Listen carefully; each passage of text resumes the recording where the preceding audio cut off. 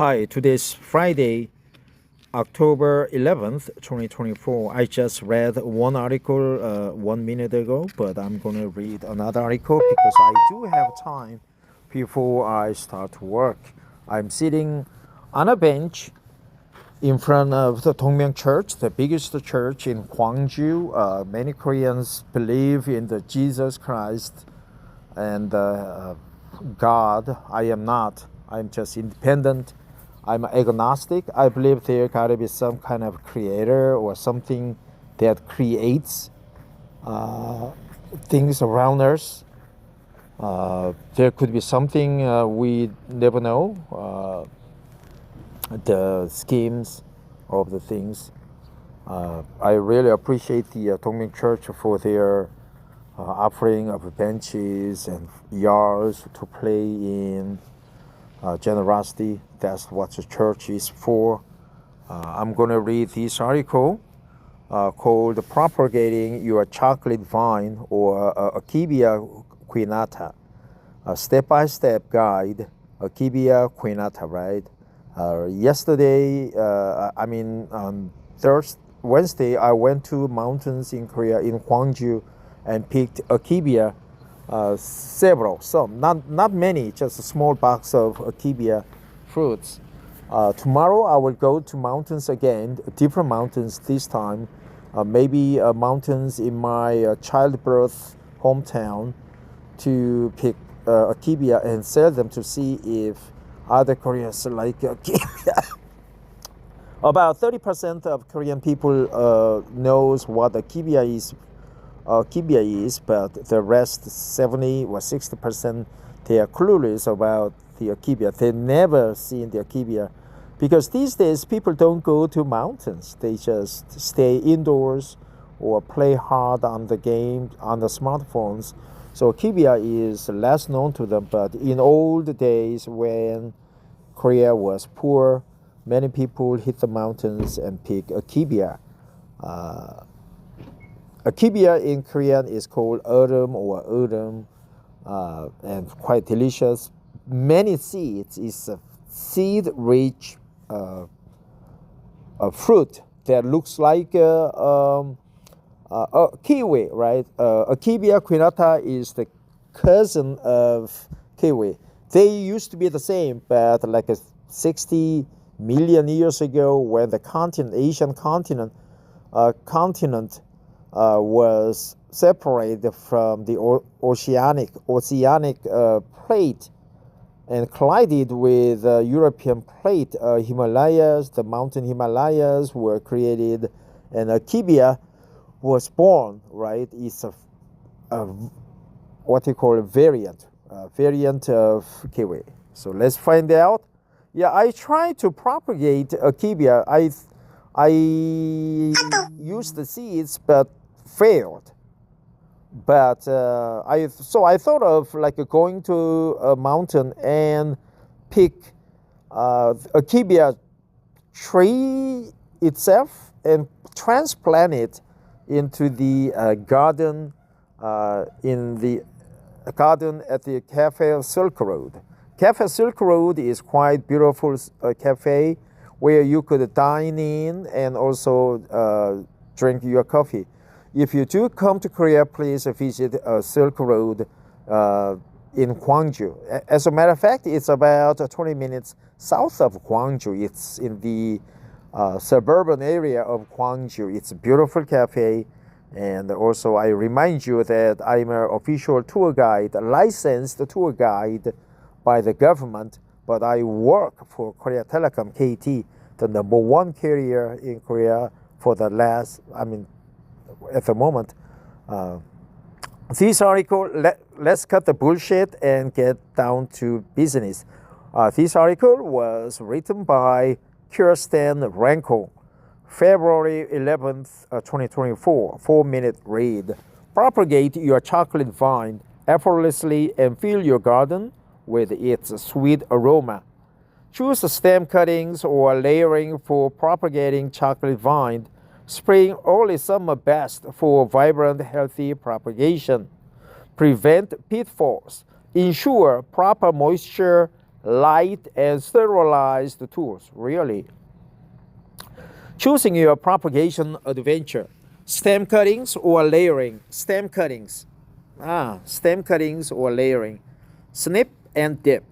Selecting the right stem is crucial. Look for vibrant, healthy growth, ideally during the plant's active growing season in spring or early summer. Avoid the stems that look weary or have any signs of damage. Prepping your cuttings starts with sterilized tools. Rubbing alcohol does the trick.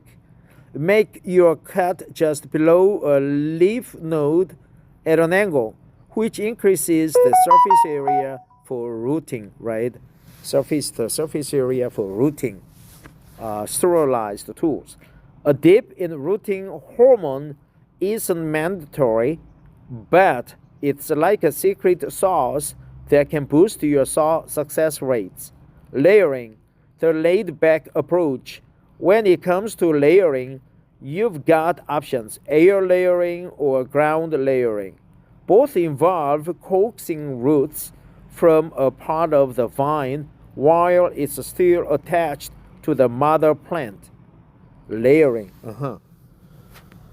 So air layering and ground layering.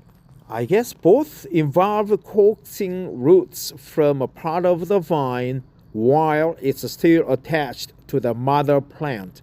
For air layering, select a robust branch.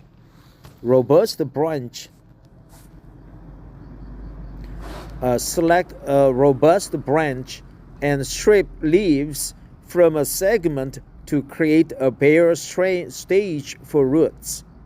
What? For air layering, select a robust branch and strip leaves from a segment to create a bare stage for roots. Wrap the area with moist sphagnum moss and cover it with plastic to maintain humidity. Roots will form right on the branch. Ground layering is even more chill. That's good expression.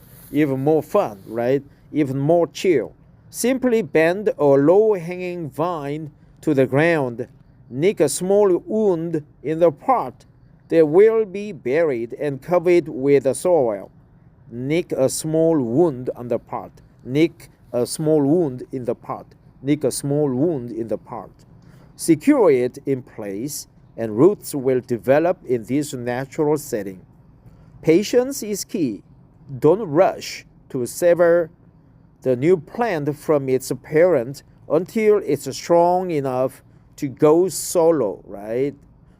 So that's called layering. You layer it like a brick layering. You layer this part of the vine into the ground or into the air. It's called ground layering and air layering. You nick a wound in the vine. Here, let me show. Nick a small wound on the part, right? And you cut slant mother plant, right? So to create a bare stage for roots. Robust. When to propagate, timing is everything. Best seasons for propagation. Spring unlocks the full potential for chocolate vine propagation. It's the green light for stem cuttings and layering. As plants are waking up and eager to grow, early summer isn't too shabby either, offering ample daylight for rooting. Pre-propagation prep. Before you dive in, give your chocolate vine a tune-up. Prune away the dead weight and pamper it with water and nutrients. Sharpen your tools. Clean cuts prevent stress and disease. It's like prepping a gourmet meal. Start with quality ingredients and the right equipment. Prune away the dead weight and pamper it with water and nutrients. Prune away the dead weight. Aftercare for your new chocolate vine babies. The first few weeks, creating the ideal environment for your newly propagated chocolate vine is like setting up a nursery minus the lullabies. Consistent moisture is key.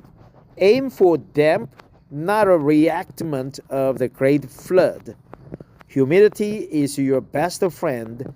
Think tropically, not desert. Light should be bright but not direct. No one likes a sunburn, especially not your vine babies. Watering is a delicate dance. Check the soil before you water.